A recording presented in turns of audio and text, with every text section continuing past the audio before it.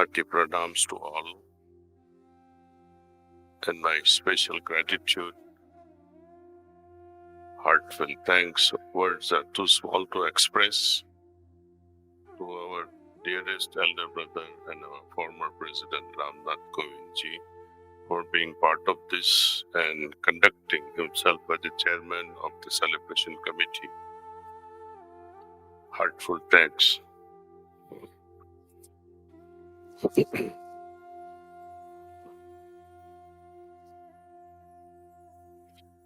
As an organization, as individuals, we have come a very long way.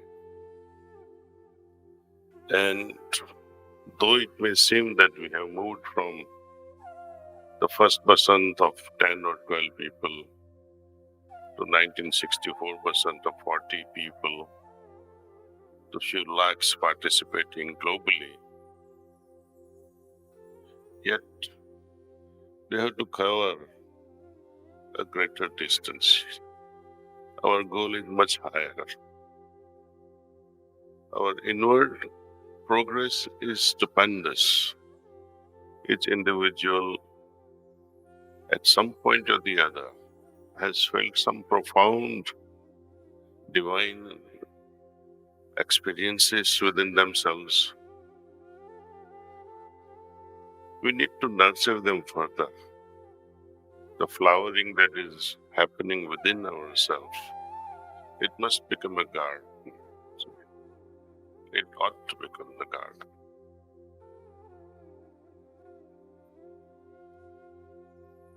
Earlier, there was not much of interest in most of us reading literature of our mission.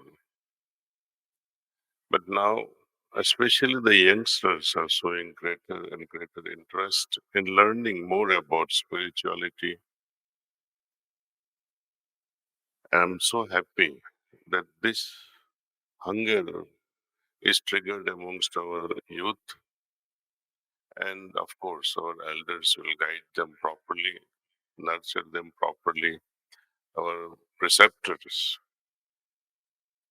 Now, we have benchmarked that you will not become preceptor unless you know 75%. We have increased the limit threshold,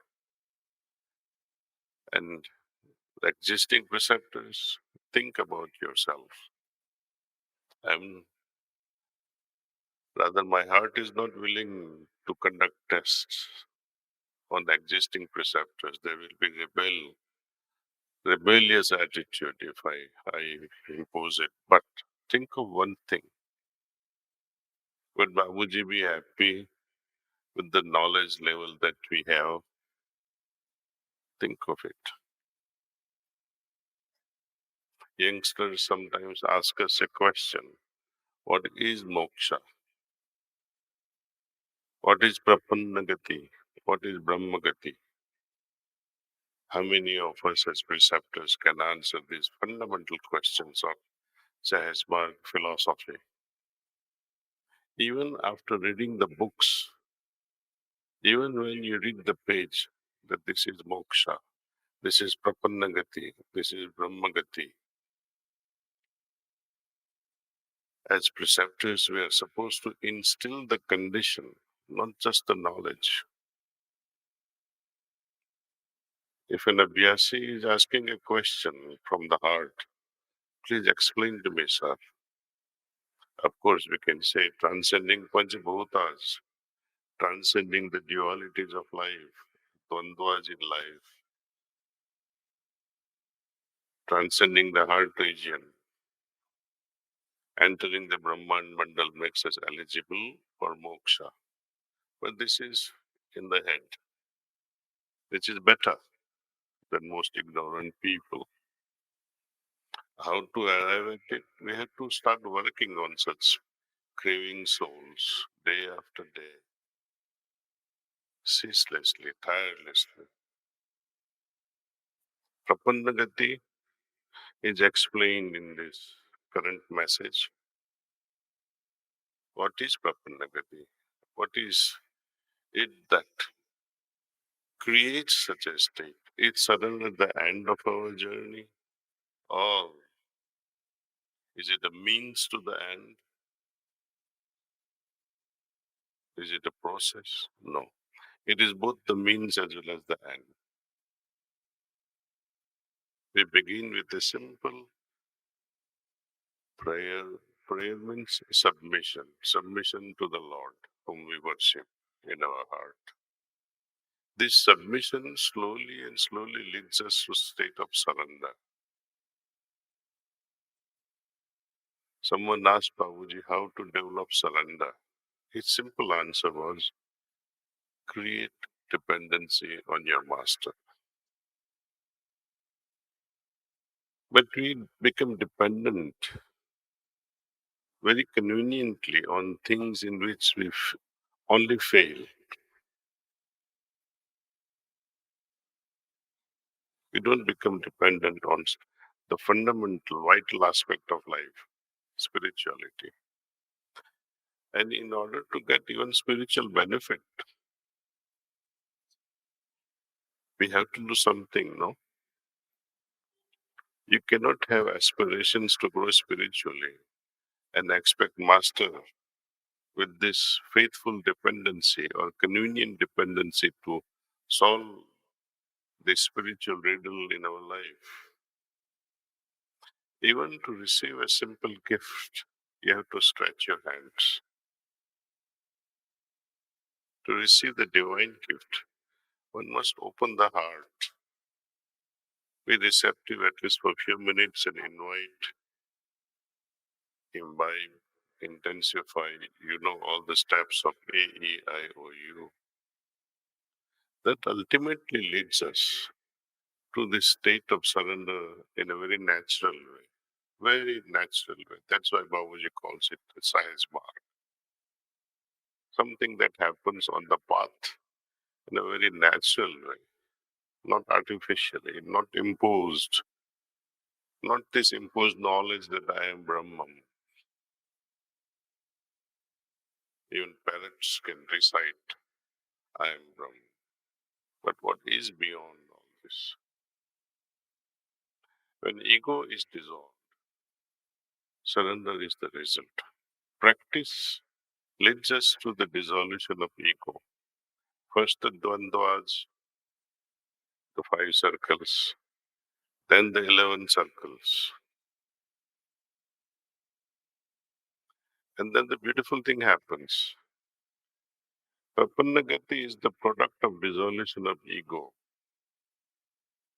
and the Brahmagati is the result of losing oneself totally.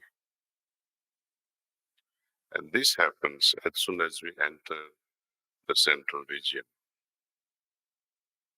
So, such is the lofty goal. Lalaji Sahab had coined or learned from Persian, and he described these words in Persian. Surrender to him was described as fanae fana.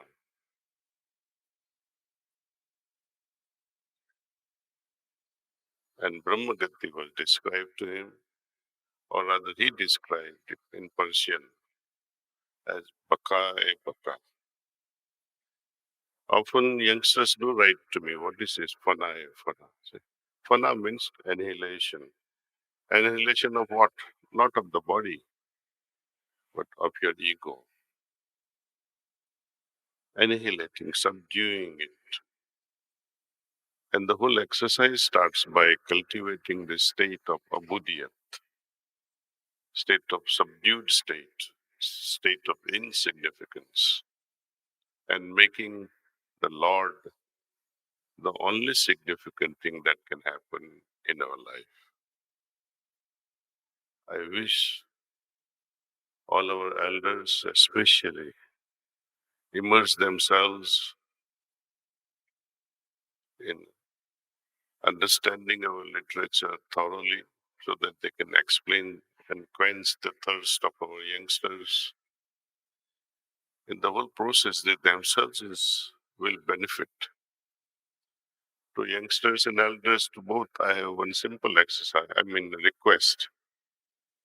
That just as we prepare for, or we used to prepare for our exams, final exams, studying it day in and day out for hours. Remember those days? Try to implement such schedule for your studying the literature of Sahaj Marg. You will immensely benefit. With this simple request, I conclude. Our second batch will soon start from 4th.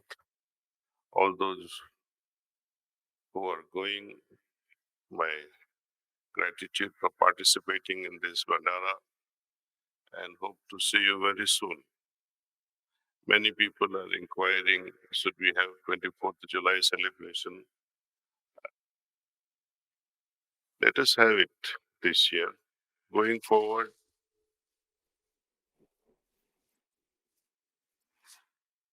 as earlier it was conveyed by the hierarchy that there will be 2 celebrations. But this year we will surely celebrate our dear Chariji Maharaj's birthday, 23rd, 24th, and 25th. Thank you. Thank you.